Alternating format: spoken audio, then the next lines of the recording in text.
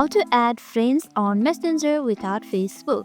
In this video, I'll be showing you how to add friends on Messenger without Facebook. It's very easy, so let's dive right in. First things first, open Messenger. Here you can see the search tab right here. Just tap on it and search for your friends by using their username.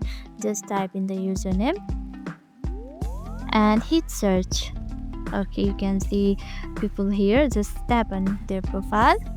Okay, then you can see add friend right here. Just tap on add friend and just like this they will be sent friend request. This is how easy it is to add friends on Messenger. You don't need the Facebook app for it. You can just search for their name and add them from here.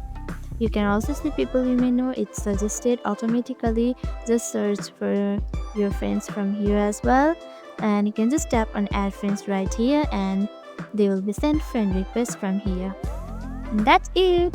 This is how you add friends on Messenger without using Facebook.